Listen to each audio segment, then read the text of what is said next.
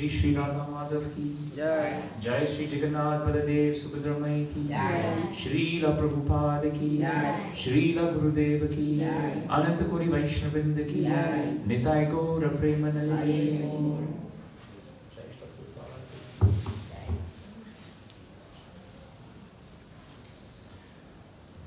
Om Namo Bhagavate Vasudevaya. Om Namo Bhagavate Vasudevaya.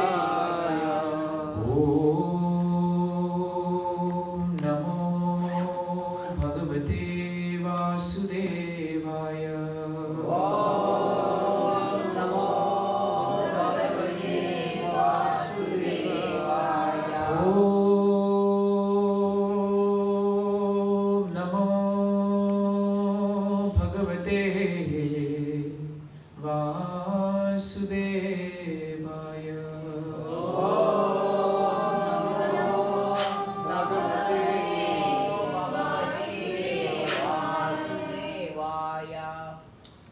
So we read today from first in the third canto, second chapter.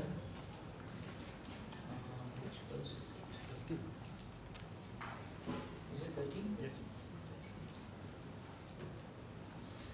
Narayanam namaskritya naram chaiva narottamam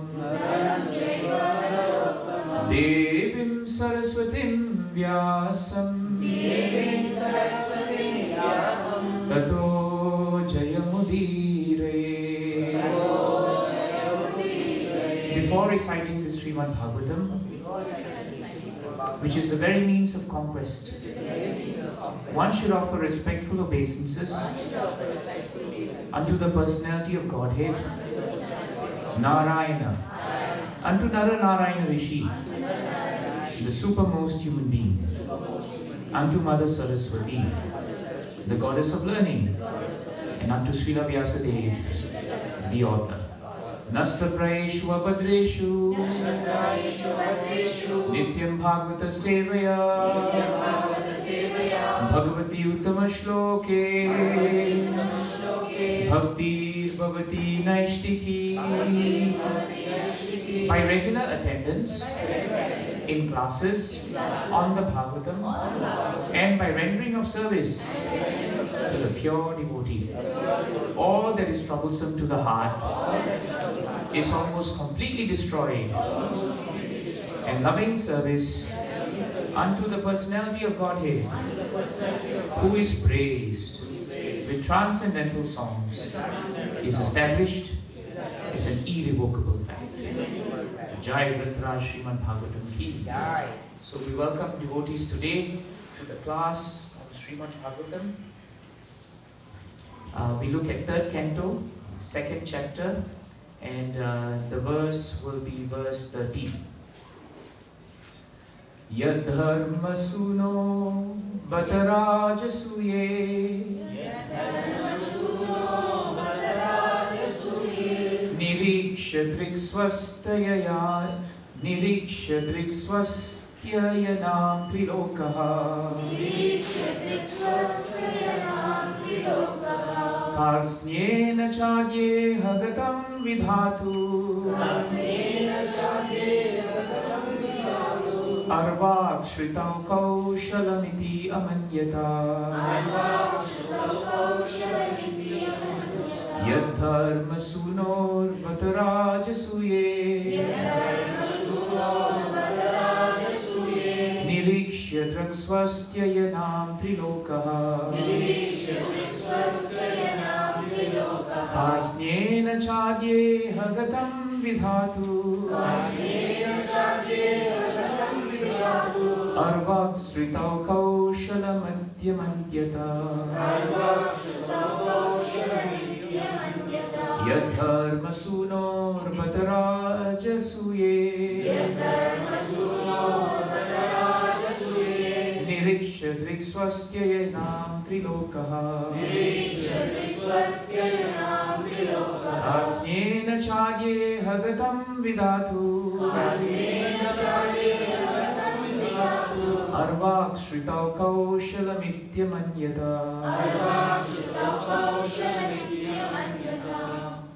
Prabhus. Yadharmasuno batarajasuye Nirikshatrukswastyayanam trilokaha Asnena chadye hagatam vidatu Arvak shrutau kaushalamithyamanyata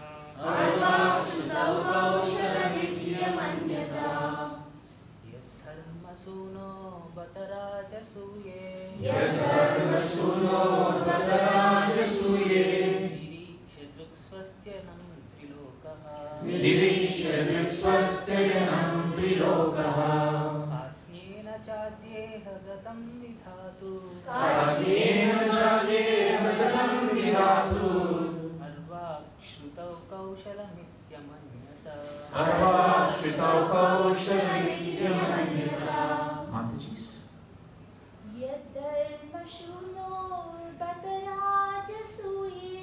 Yadharmasuno batarajasuye Nirikshadrikswastyayanam trilokaha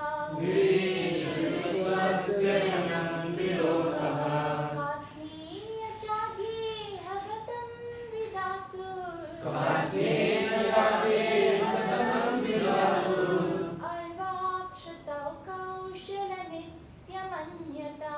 Arvak shrutau kaushalamithya Please repeat the synonyms. Yat, the form which, Dharma Suno, of Maharaj Yudhishthira, Bata, certainly, Rajasuye, in the arena of the Rajasuya sacrifice, Nirikshya, by observing, Drak, sight, Swastyayanam, pleasing, Trilokaha, the three worlds, Katsnena, in sum total, Cha, thus, Adya, today, Iha, within the universe, Gatam, surpassed, Vidhatu, of the Creator, Brahma, Arvak, recent mankind, Shrito, in the material world, Kaushalam, dexterity, Iti, thus, Amanyata, contemplated. Translation and purport by His Divine Grace, A.C. Bhaktivedanta Swami Srila Prabhupada Ki. Please repeat the translation. All the demigods, from the upper, lower, and middle, universal planetary systems, assembled at the altar of the Rajasuya sacrifice, performed by Maharaj Yudhishthira. After seeing the beautiful bodily features of Lord Krishna, they all contemplated that He was the ultimate dexterous creation of Brahma, the creator of human beings. Purport. There was nothing comparable to the bodily features of Lord Krishna when He was present in this world. The most beautiful object in the material world may be compared to the blue lotus flower or the full moon in the sky. But even the lotus flower and the moon were defeated by the beauty of the bodily features of Lord Krishna. And this was certified by the demigods, the most beautiful living creatures in the universe. The demigods thought that Lord Krishna, like themselves, was also created by Lord Brahma. But in fact, Brahma was created by Lord Krishna. It was not within the power of Brahma to create the transcendental beauty of the Supreme Lord. No one is the creator of Krishna. Rather, He is the creator of everyone.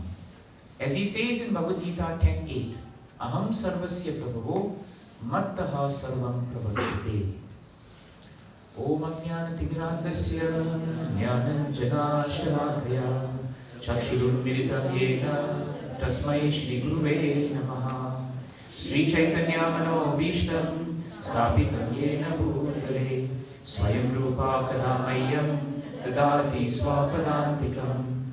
Vandeham Shri Guru Shri Tupadakamalam Shri Gurum Vaishnavamscha Shri Rupam Sagrajatam Sahagana Raghunatham Vitam Tam Sajivam Sarvaitam Savadutam Parijana Sahitam Krishna Chaitanya Devam Shri Radha Krishna Padan Sahagana Lalita Shri Vishakhan Vitamscha.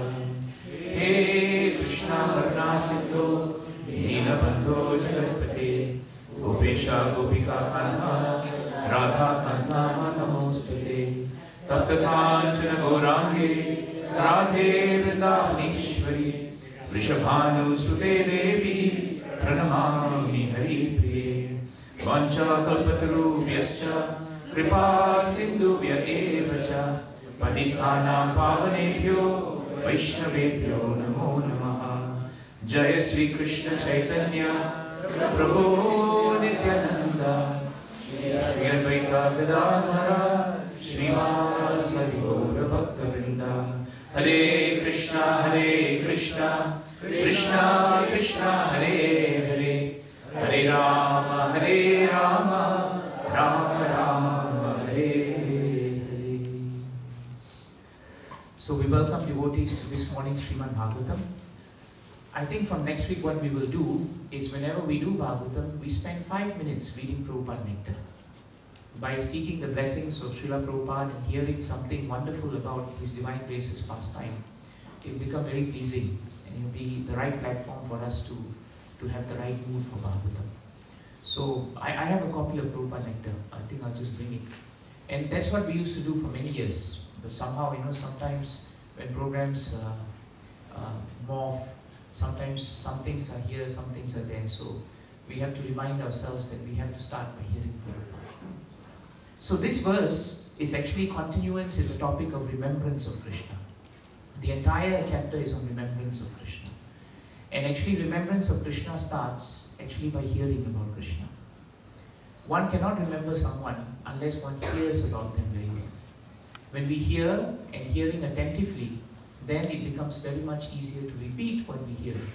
And after repeating what we hear, then we can remember what we have heard and what we have repeated.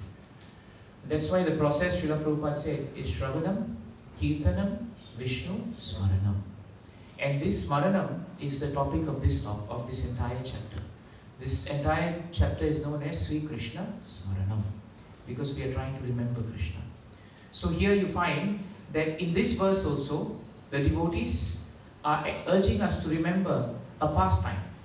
Pastime means any episode that is connected to Krishna, then becomes pastime. Our time is not pastime, because our pastimes nobody wants to hear. Actually, in today's world, everybody wants everyone else to hear their pastime. But the fact is, everyone gets tired of each other's pastimes. But nobody gets tired of Krishna's pastimes. That is beautiful. And Krishna's pastimes are really passing time. When we say we have a pastime, actually it is not to pass the time. Because very often, time is controlling us. Time is passing us. We are not passing the time. That is why in Bhagavatam, it is stated that the nature of time is avinyataha. It is avinyataha, atyakramat avinyataha. In the first canto, 13th chapter, Vidura advises Dhritarashtra, please leave. Don't waste time now. Why? Because kalaha parama dushtaraha. This time element is so powerful.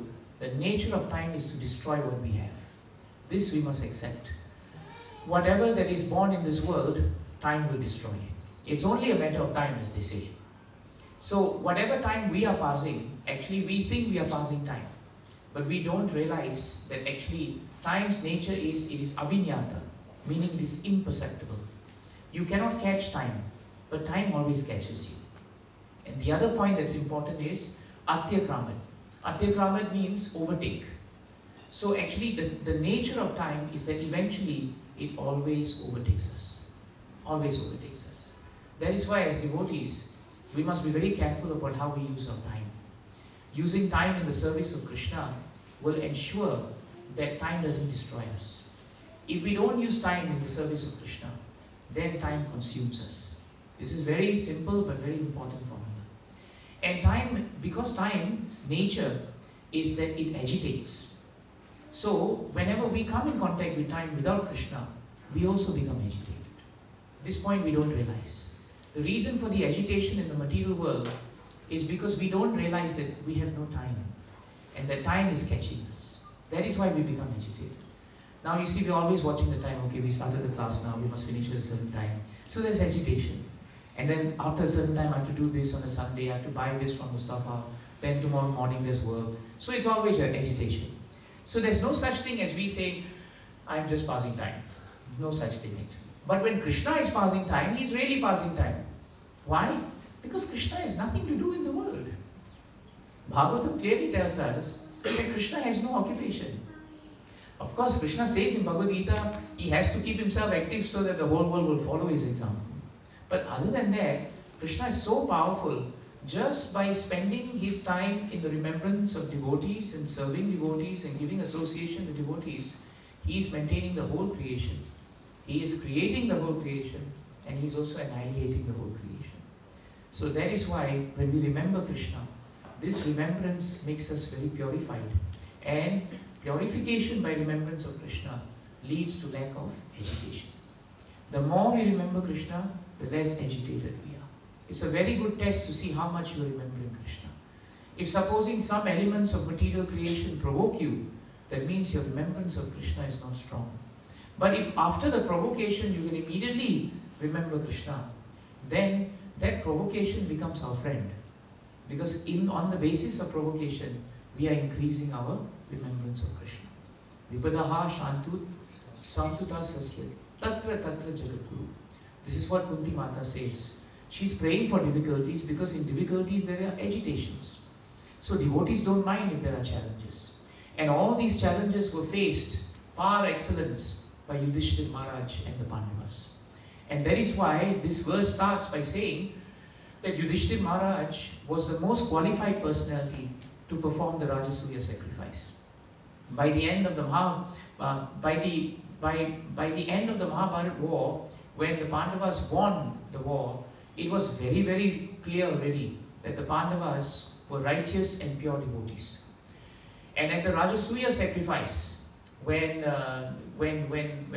Krishna was actually called into the Rajasuya sacrifice as the Supreme Personality of Godhead by Yudhishthira Maharaj, as the first personality to be worshipped before the sacrifice can begin, many personalities who were demonic in tendency, they did not accept it.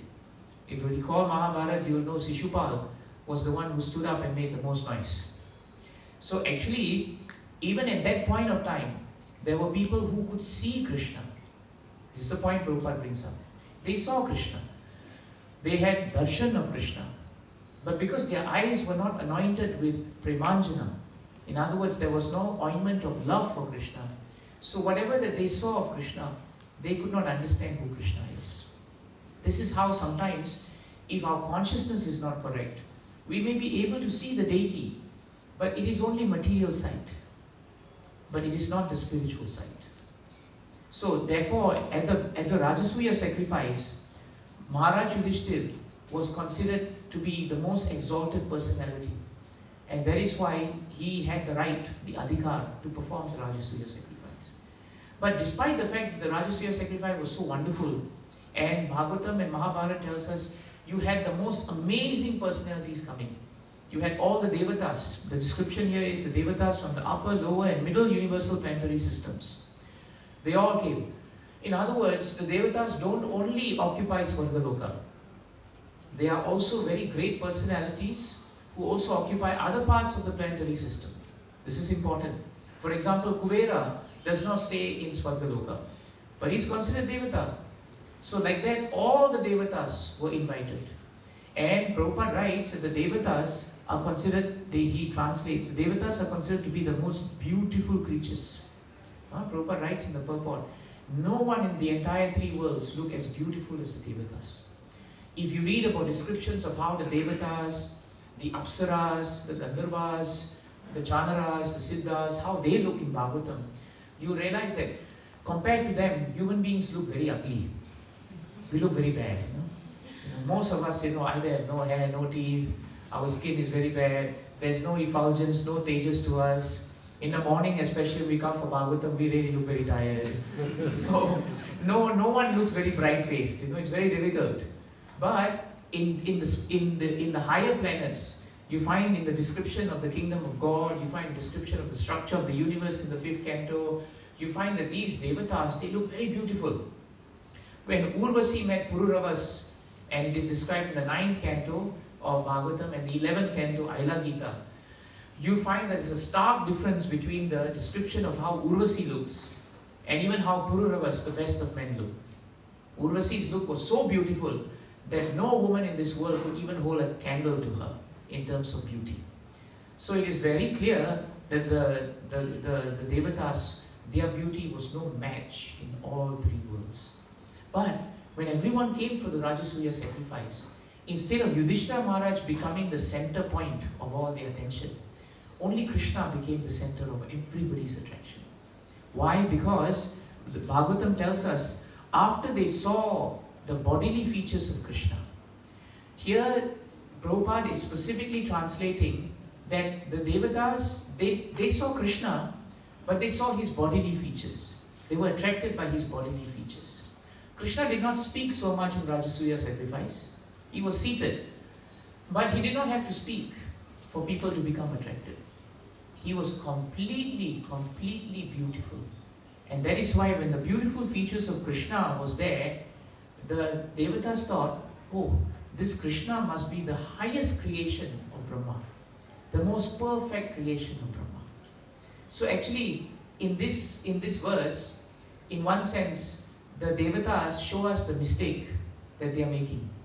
And Prabhupada highlights the mistake that they make. So actually the verse has 2 important points to it. The first is the greatness of the beauty of Krishna. And second is to understand why the devatas could make such a mistake. Because that will give a glimpse of why we also continue to make the same mistake sometimes. But first, the beauty of Krishna is considered very important in Bhagavatam.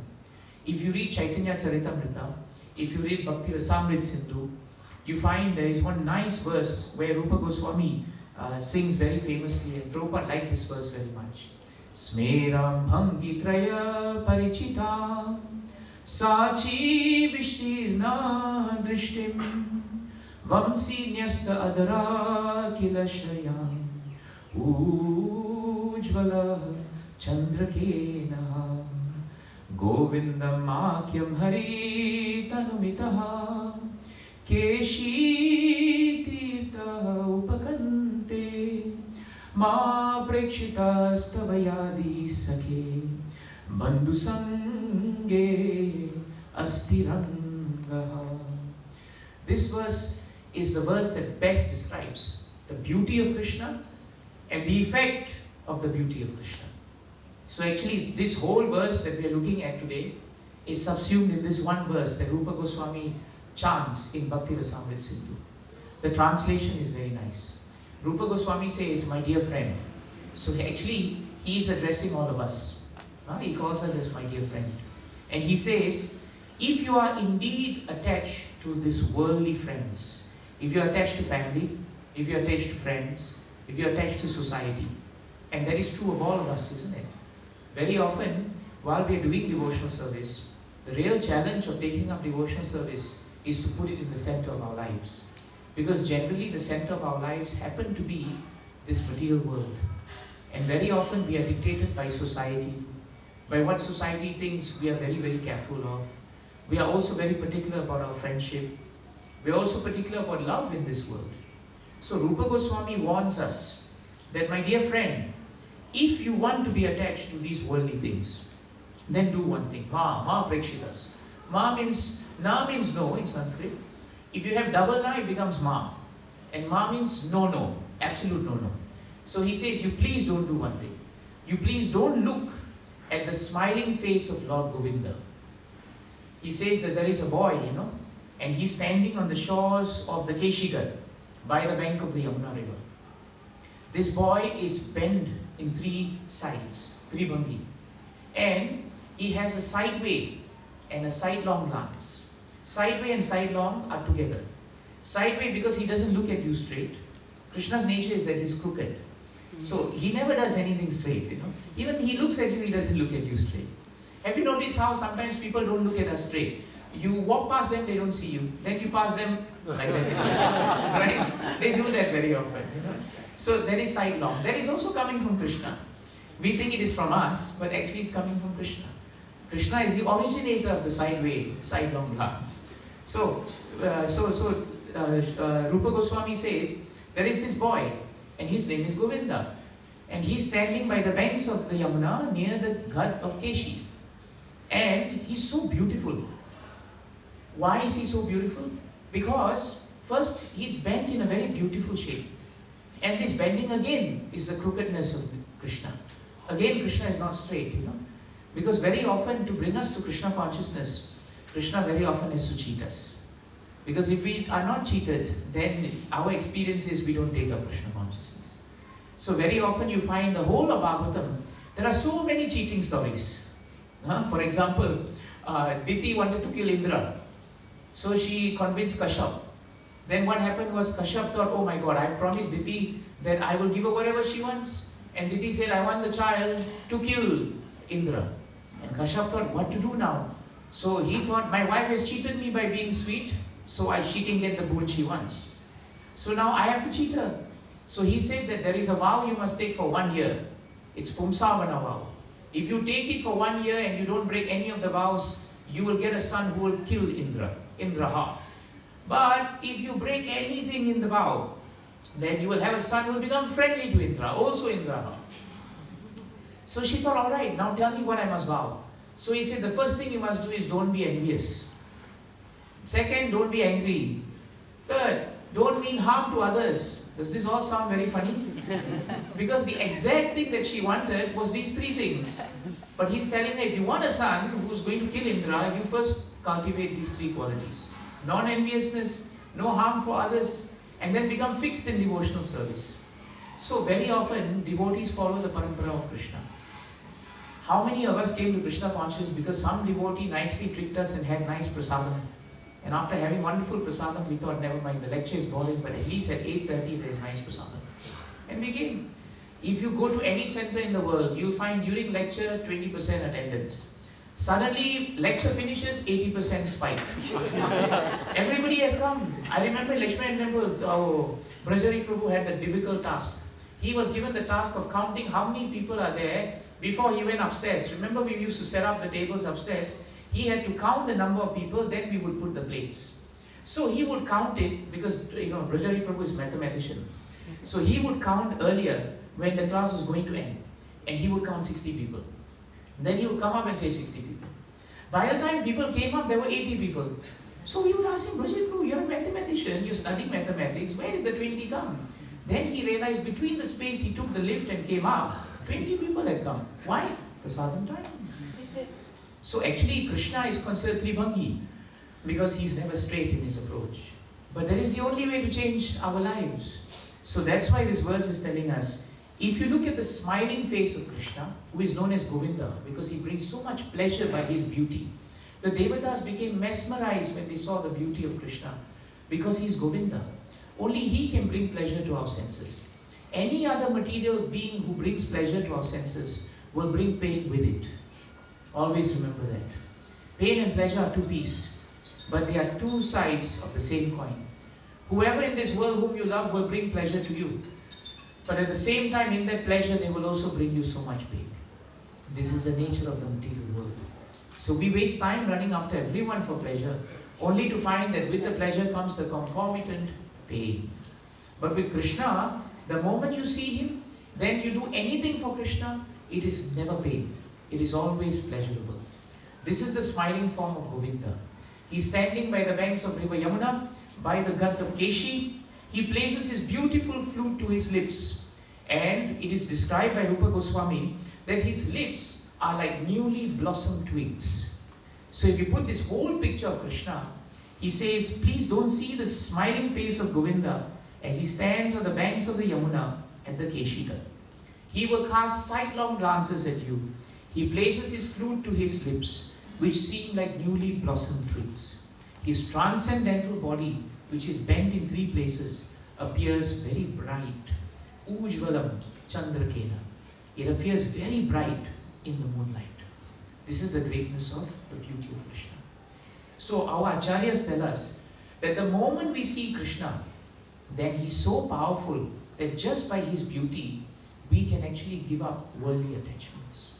This is the point to be understood. The beauty of Krishna is not sentimental, Prabhus and Matajis. Just by taking darshan of Jagannath, Baldev and Subhadra, if we take darshan with the right mood, then just by seeing the deity, even if we are rascal number one, our hearts become purified. And what happens? The attachment to this world gradually decreases. It doesn't have to go immediately. And it doesn't mean that we discard those who are dependent on us. But it just means we are not attached to them. There's a difference between discarding our duties and not being attached to our duties. No one said that we should not do our duties. No one said we should not serve our wives, our husbands, our children. But what is more important is to serve them in the context that we are not materially attached to exploit them, but rather that we are serving them. Attachment always equals to exploitation. Remember this. If you want to know whether you are attached to something, then the symptom of attachment is always exploitation. And exploitation, simply put in simple English, is what can I get from that? That is the meaning of exploitation. And you notice we live our life always like that. If anyone gives you a proposal, the first thing you think is, what can I get from that? Isn't it? If someone comes to you and tells something, you want to know what can I get from him? Or what can I get from her? You get married to someone, you say, I love you very much. I'll accept you as you are. The moment after marriage comes, I don't like this about you, you change this about yourself. The person thinks, you got married to me, you told me such romantic things, whoever you are, I will accept you.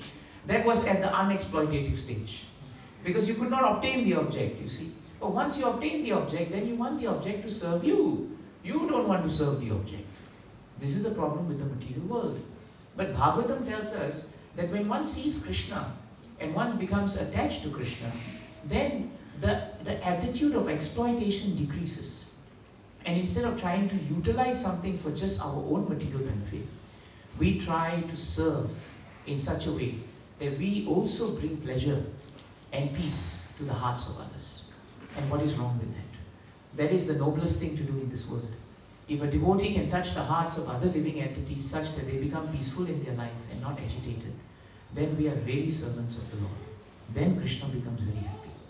So this is very important point. The gopis, who are the greatest devotees of the Lord in Madhurya Ras, they sing very nicely in the 10th canto. I think it is 10th, 10th canto, 31st chapter, Songs of Separation. And Chaitanya Mahaprabhu, the wonderful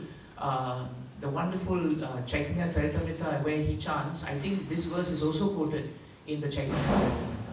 Atitiyat bhavan ahanikananam trute yugayate tvam apashyatam kutila kuntalam shri mukam chate jada udikshatam pakshma kridrisham atitiyat bhavan ahanikananam trute yugayate tvam apashyatam kutila kuntalam shri mukam chate jada udikshitam pakshma kridrisham.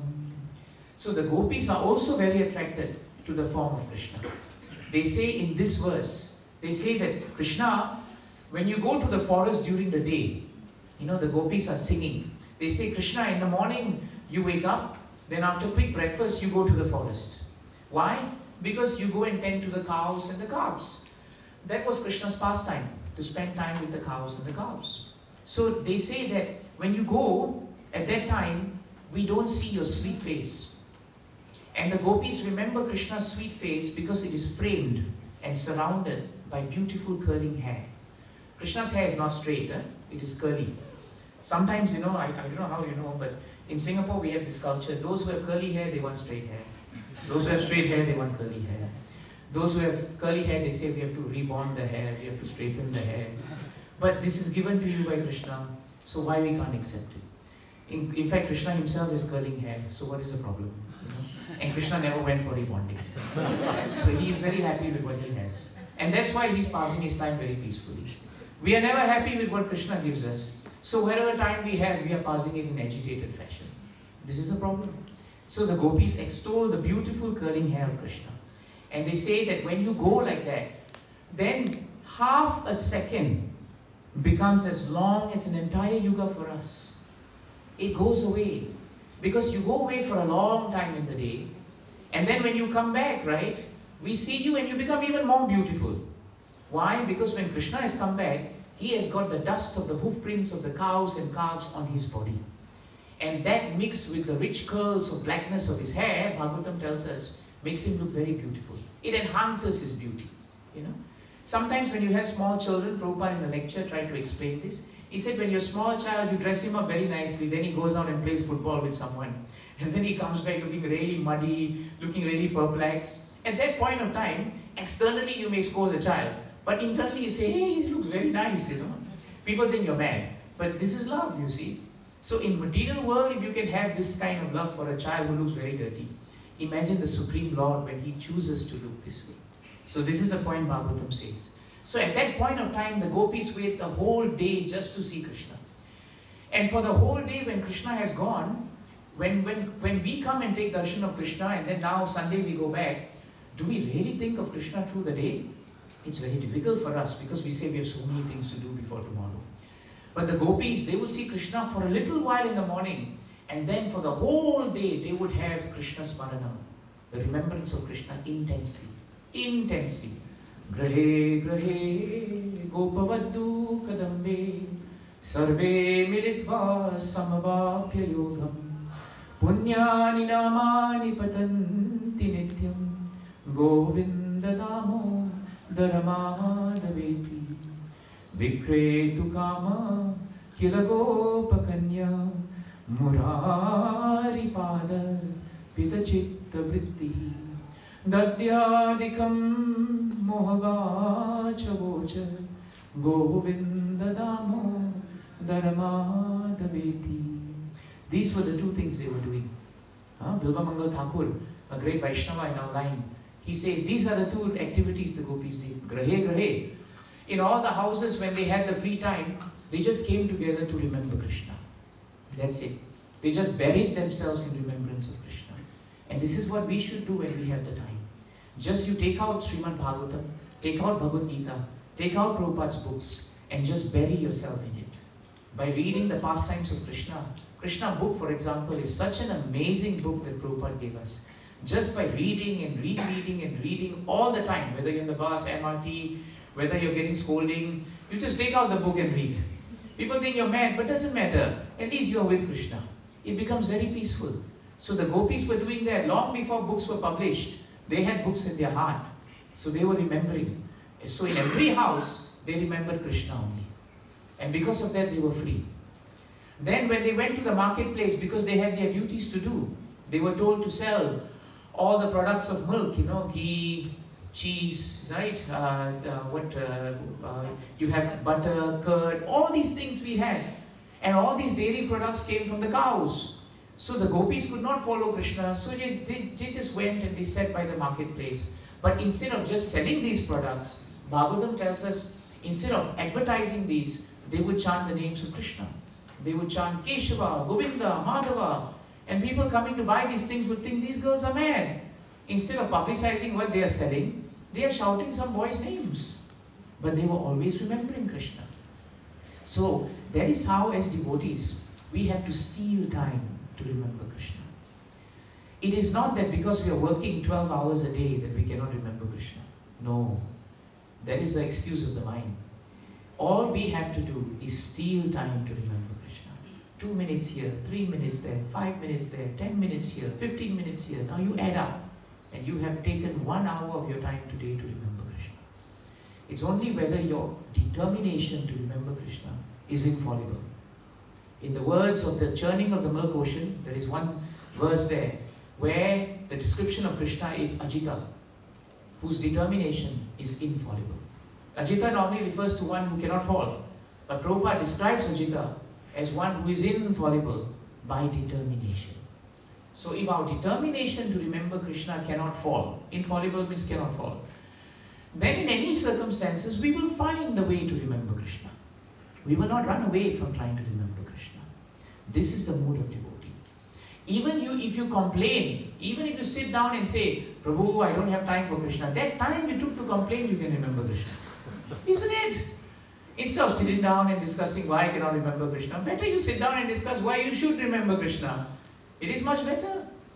Some devotees become very disturbed by material problems. But that time that they are disturbed, if they remember one shloka of Krishna, the material problem goes. Why? Because they are remembering Krishna.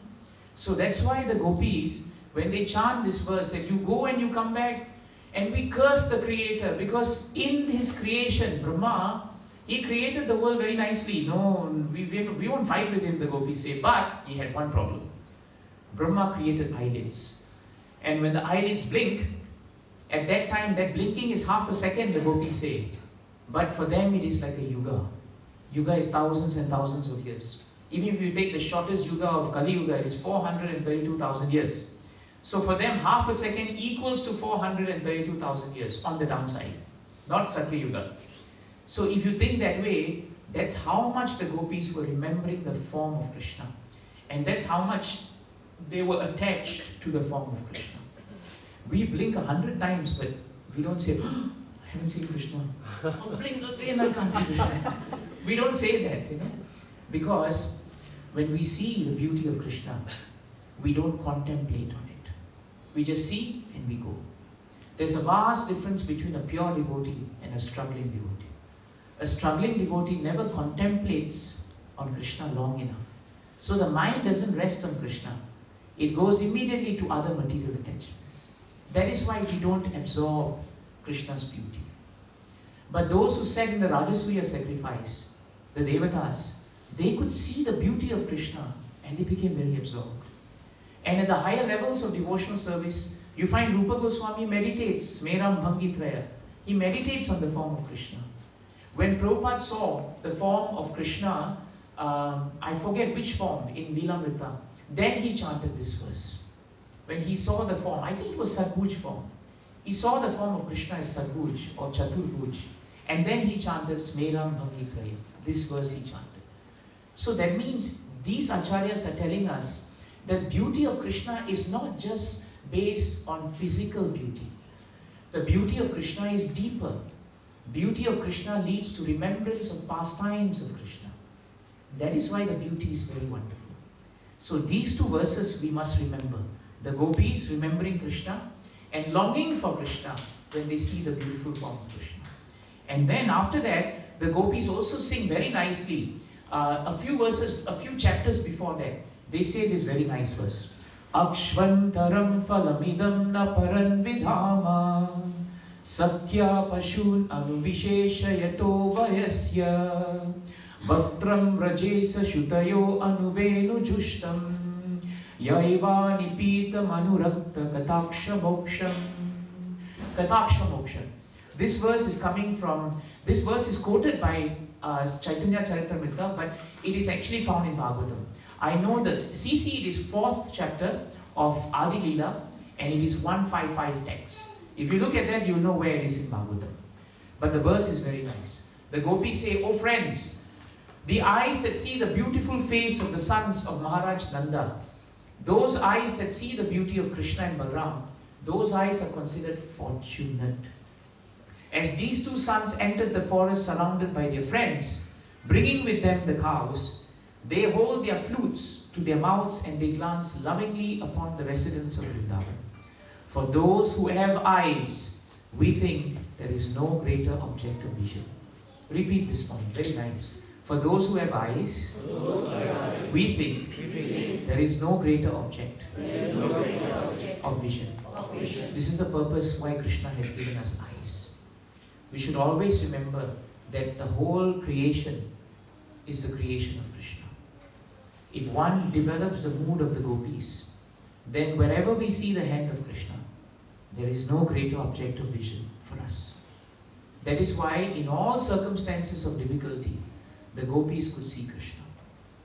They actually had physical sight of him for a very short time. How many years they saw Krishna? They only saw him for about 11 years. after he left Mathura, they didn't see him until Kurukshetra. That's a long, long time. Long time. And by the time they saw him, Krishna was already kingly, princely. That mood of Vrindavan was not there, so to speak. But they never left Krishna. And Krishna never left them. This is the point that we must remember. So, though the gopis are considered the masters of remembering the beauty of Krishna, they actually had very little actual darshan of Krishna. Prabhupada followed the instructions of his spiritual masters 100%. But he had very little time physically with his spiritual master. Hardly 5-6 meetings. Hardly. And yet, every meeting, the object of his vision was only Bhaktisiddhanta Saraswati Thakur Maharaj's teachings. And similarly, the object of the vision of the gopis was always the beautiful pastimes of Krishna. This is the true meaning of actually contemplating on the beauty of Krishna. Krishna himself, Bhagavatam tells us, is mesmerized by his own beauty. Forget the Devatas, now forget the gopis, forget the residents of Vrindavan. In Chaitanya Charitamrita, if you read Adi Leela, there's an entire portion there where it is stated that Krishna himself found his beauty so wonderful. And that is one of the confidential reasons why Krishna decided I should come now as Mahaprabhu. Because how can I appreciate my own beauty? You know, unless you have a mirror, you can't see how good you look, isn't it? So Krishna was thinking, how do I appreciate my own beauty? So when I try to appreciate my own beauty, I become sorrowful. So better now, I take the form of the mood of the devotee who can actually see this beauty. And this is one of the confidential reasons why he came as Mahaprabhu. And in Bhagavatam, so nicely it is stated that the beauty of Krishna has one natural strength. This is a very nice point Prabhupada makes. The beauty of Krishna has one natural strength. It thrills the hearts of all men and women, beginning with Krishna himself. This is in Adi Leela, 4th chapter, 147th verse. Prabhupada liked this verse very much. Why is it called thrilling? Because Krishna consciousness is very exciting, isn't it? That's why we dance. That's why we take prasadam. Prasadam is very exciting. You know, every time we come, we think, what's today's feast, you know? We become very excited. Many devotees come just so that we can have nice kirtan. We become excited to meet wonderful devotees. When sannyasis come and give us nectarian lectures, aren't we thrilled by them? So that is why the beauty of Krishna is the source of all this. All minds are attracted by hearing his sweet voice and flute and by seeing his beauty. Even Lord Krishna in Chaitanya Charitamrita makes effort himself to taste that sweetness. And then Prabhupada goes on to say, and he translates in Adi Leela, that when the gopis saw their beloved Krishna in Kurukshetra, after a long separation, do you know what they did? Prabhupada used 2 words. They secured and embraced him in their hearts through their eyes. Beautiful point. This is the essence of beauty. They secured and embraced him in their hearts through their eyes. And they attained a joy so intense that not even perfect yogis can attain it. This is the way to accept the beauty of Krishna. In fact, to see Krishna, we should not see Krishna with our eyes. We should see Krishna with our hearts. This is the point. And that is why it is very nicely stated that those who can see Krishna, what happens to them actually is a very practical thing happens. Chitraketu Maharaj, you all know, was a great king in Bhagavatam. And his son died. Though he wanted a son for so many years, he could not get. For a while, he thought that he would become completely morose without a child. Then, by the blessings of sage Angira, he received a son. But when the son came, it became very difficult for him. Because by the envy of the other queens, they poisoned the son, his only son, the object of his great affection, such that the boy died. It was a great tragedy for the kingdom and a greater tragedy for the king. Chitraketu Maharaj was so besotted with grief that his whole kingdom was plunged into similar grief. Bhagavatam tells us at the opportune time, Angira Rishi brought Narada Muni, and they both came to see Chitraketu Maharaj. And they preached to him on the basis of Krishna consciousness the temporary nature of the soul. And though his heart was already becoming convinced, Narada Muni then asked that this living entity who was dead before them, he called the soul who had just left this body. He summoned it to come back to the body and occupy it.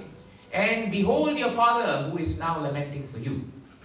And when the child woke up, because the soul obeyed the orders of the pure devotee Narada Muni, the child asked a very powerful question. Which father? Which father? In which life? Because I've had so many fathers, and I've had so many mothers, I've had so many children, I've had so many wives. But which life are you talking about? And at that point of time, that philosophy shattered the ignorance of Chitraketu Maharaj.